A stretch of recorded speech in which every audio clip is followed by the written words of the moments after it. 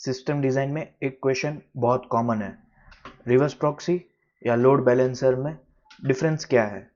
अगर आपको ये लगता है दोनों सेम चीज़ है तो आज ये कन्फ्यूजन हम हमेशा के लिए ये ख़त्म करेंगे। तो चलिए आ जाते हैं हम एक प्रॉब्लम पे।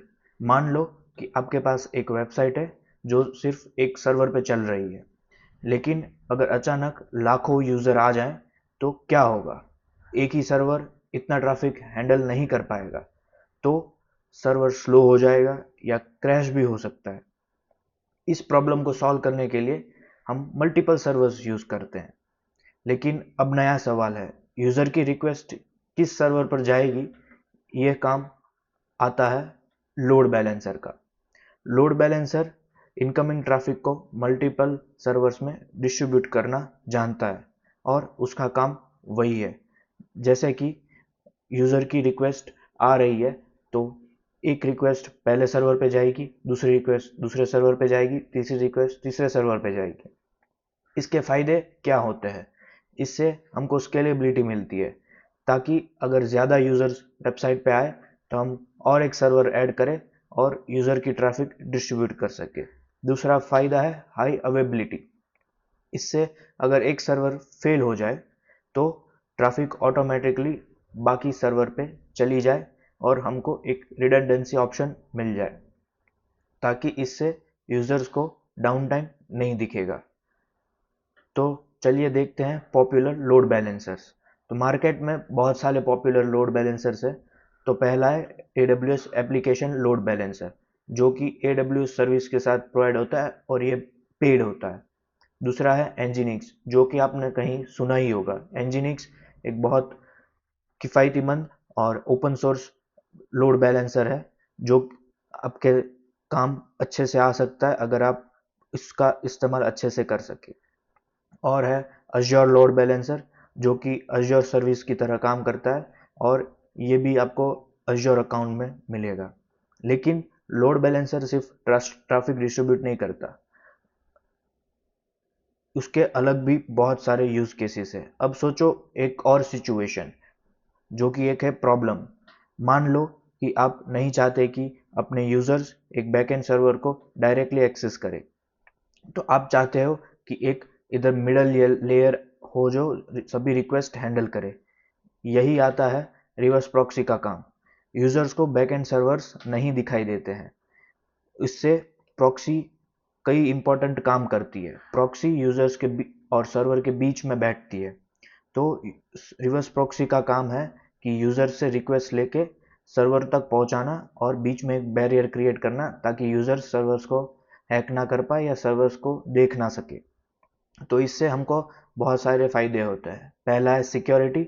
बैकएंड सर्वर्स इंटरनेट से हिडन रहते हैं। हमको मिलता है SSL टर्मिनेशन, जो कि HTTPS इंक्रिप्शन प्रॉक्सी हैंडल करता है, ताकि हम encryption end to end provide कर सके और उससे बैकएंड सर्वर को इंक्रिप्शन नहीं करना पड़ेगा, तो उसका लोड कम हो जाएगा। तीसरा मेन है कैशिंग। अगर समझ लो एक साथ लाखों यूजर्स को इमेज चाहिए जो कि सेम है, तो प्रॉक्सी उस कैश को रिस्पॉन्स में कैश कर लेगा और उसको सर्व कर सकता है, ताकि हमको फास्ट और कम लेटेंसी में इमेज मिलेगी। तो कॉमन प्रॉक्सी टूल्स हैं Nginx, अपाचे, कैडी। अगर मैं सिंपल वर्ड्स में बोलूँ, रिवर्स प्रॉक्सी सर्वर्स के सामने बैठकर ट्रैफिक कंट्रोल और सिक्योरिटी हैंडल करता है।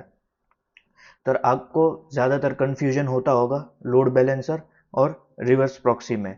तो एक लाइन का डिफरेंस है। लोड बैलेंसर ट्रैफिक को मल्टीपल सर्वर्स में डिस्ट्रीब्यूट करता है, रिवर्स प्रॉक्सी उसके सामने बैठकर सर्वर्स के सामने बैठकर सिक्योरिटी, कैशिंग और रिक्वेस्ट फॉरवर्डिंग हैंडल करता है। अक्सर आपने सुना होगा कि ये बहुत कंफ्यूजिंग है, क्योंकि जो मार्केट में टूल्स अवेलेबल है वो सब चीज़ करते हैं। जैसे कि हमने देखा Nginx एक रिवर्स प्रॉक्सी की तरह भी काम करता है और एक लोड बैलेंसर की तरह भी काम करता है। तो चलते हम अपने रियल वर्ल्ड सिनारियो में। रियल वर्ल्ड में सपोज ये एक यूज केस है जहां पर हम नहीं सिर्फ रिवर्स प्रॉक्सी और लोड बैलेंसर दोनों साथ में यूज करते हैं। तो ये एग्जांपल में सपोज कीजिए कि हमारी रिक्वेस्ट इंटरनेट पे आ रही है, यूजर इधर रिक्वेस्ट जा रही है, CDN as a global reverse proxy काम करता है, जो कि बहुत सारे इसके फंक्शंस है, जैसे कि कैशिंग। अगर आपने देखा होगा जियो हॉटस्टार या कोई भी स्ट्रीमिंग सर्विस या कोई भी वेब ट्रैफिक, वो आपको जल्दी पहुंचती है, क्योंकि सपोज कि सर्वर अमेरिका में है लेकिन आपको इधर सर्व कर रहे हैं, इसलिए उन्होंने सीडीएन कैशिंग करके रखते हैं हर एक रीजन के लिए, ताकि आपको कंटेंट जल्दी से मिल सके। तो ये एक रिवर्स प्रॉक्सी की तरह भी काम करता है। इससे हम डीडोस अटैक भी रोक सकते हैं। डीडोस अटैक होता है रेट लिमिटिंग, जैसे कोई यूज़र और हैकर बार बार रिक्वेस्ट भेज रहा है अपने सर्वर को डाउन टाइम करने के लिए या सर्वर को डाउन करने के लिए, लेकिन वो सीडीएन उसको लिमिट कर देता है, जैसे 10 लिमिट पर यूज़र। और एसएसएल इंक्रिप्शन, जैसे कि हमने बताया ही था कि हम एचटीटीपीएस से इंक्रिप्ट करते हैं डेटा को ताकि सिक्योर हो सके। दूसरा फिर वो ट्रैफिक आता है लोड बैलेंसर पे। लोड बैलेंसर का काम है ट्रैफिक को हैंडल करना और उसको सही तरीके से राउट करना।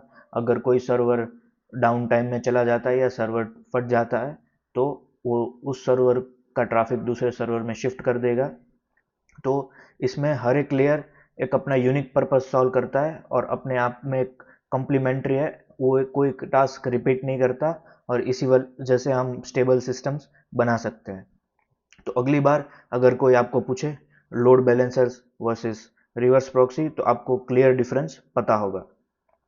अगर ऐसे ही सिस्टम डिज़ाइन कॉन्सेप्ट्स आसान लैंग्वेज में सीखना चाहते हैं, तो चैनल सब्सक्राइब ज़रूर करें और लाइक बटन पे क्लिक करें। Thank you for watching.